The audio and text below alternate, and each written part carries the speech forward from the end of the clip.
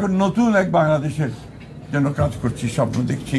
আমাদের নেতা, আমাদের তরুণ নেতা, আমাদের দলের চেয়ারম্যান এবং বর্তমান প্রধানমন্ত্রী তারেক রহমান সাহেবের নেতৃত্বে, এবং অতি অল্প সময়ের মধ্যেই তিনি যে দেশের মানুষের মধ্যে যে একটা অবস্থান করে নিয়েছেন, যে তিনি কাজ শুরু করেছেন এবং কাজ করবেন, এবং তার বিভিন্ন কর্মপদ্ধতিতে সেটাই প্রমাণিত হচ্ছে।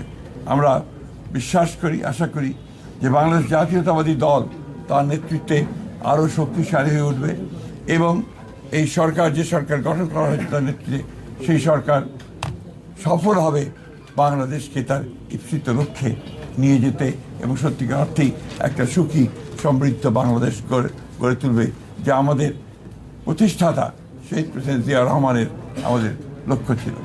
আমরা আশা করব যে আমাদের বাংলাদেশের সব মানুষ আমাদের দলকে সহায়তা করবে পূর্বের মতো সবসময়।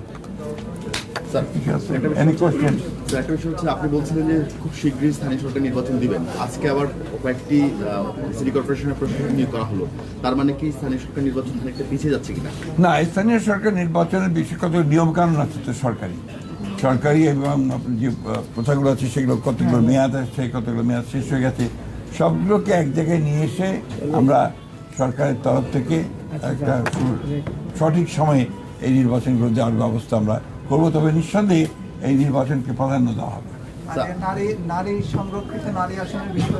এটা তো আপনার পার্লামেন্টের সিদ্ধান্ত হবে, আপনার যেটা হওয়ার পার্লামেন্টের।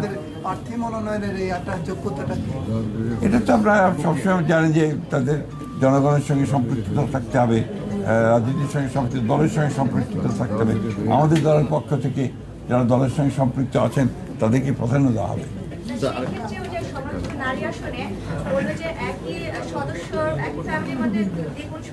এটা এখনই কিছু বলা যাবে না, আমরা সেরকম কোনো সিদ্ধান্ত হয়নি এখন। আরেকটা বিষয় হচ্ছে, অনেক জায়গায় আওয়ামী লীগের অফিসগুলো খোলা হচ্ছে, অনেক জায়গায় এটা আমরা চাইনি, এবং আমরা যেহেতু আপনার আইনগতভাবে বলা আছে যে তাদের কার্যক্রম নিষিদ্ধ, সেইভাবেই এটাকে